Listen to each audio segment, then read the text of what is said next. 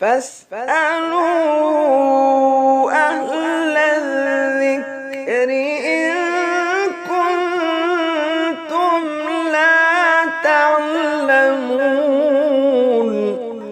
العلماء، علماء و عوام میں حائل خلیج دور کرنے کی ایک منفرد کاوش۔ بسم اللہ الرحمن الرحیم۔ لجنۃ العلماء للافتاء، فتویٰ نمبر 935، 22 اگست 2022۔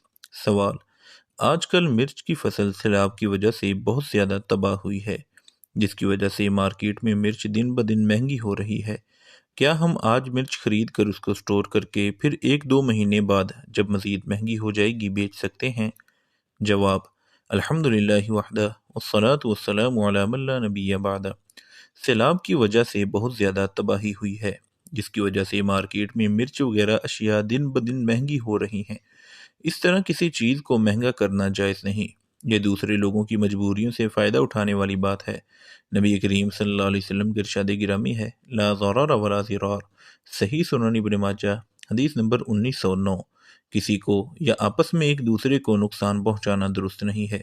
اور دوسرا جو مسئلہ پوچھا گیا ہے، یہ اس سے بھی بڑی بات ہے کہ آج مرچ خرید کر اس کو سٹور کر کے رکھ لیں اور پھر 1-2 مہینے بعد جب مزید مہنگی ہو جائے تب بیچ دی جائے۔ یہ صرف استحصال ہی نہیں بلکہ اسے ذخیرہ اندوزی کہا گیا ہے، جو کہ اسلام میں منع ہے، جیسا کہ حدیث میں ہے: من احتکر فہو خاطئ۔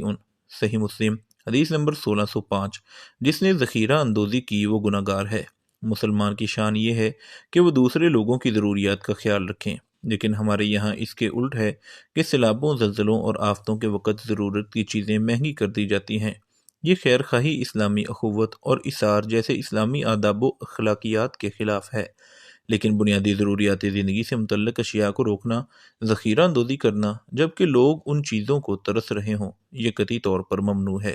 ہاں، ایسی چیزیں جن کا انسان کی موت و حیات یا بنیادی ضروریات سے تعلق نہیں اور انہیں ذخیرہ کرنے سے مقصود بازار میں قلت پیدا کرنا بھی نہیں، تو ایسی چیزیں خرید کر رکھی جا سکتی ہیں۔ واللہ اعلم بالصواب، وآخر دعوانا ان الحمدللہ رب العالمین۔ مفتیان کرام فضیلت الشیخ ابو محمد عبد الستار حماد حفظہ اللہ، فضیلت الشیخ عبد الحلیم بلال حفظہ اللہ، فضیلت الشیخ جوید اقبال سیالکوٹی حفظہ اللہ، فضیلت الدکتور عبد الرحمن یوسف مدنی حفظہ اللہ، فضیلت الشیخ سید مجتبیٰ سعیدی حفظہ اللہ، فضیلت الشیخ ابو عدنان محمد منیر قمر حفظہ اللہ، فضیلت الشیخ محمد ادریس اثری حفظہ اللہ۔ العلماء، علماء و عوام میں حائل خلیج دور کرنے کی ایک منفرد کاوش۔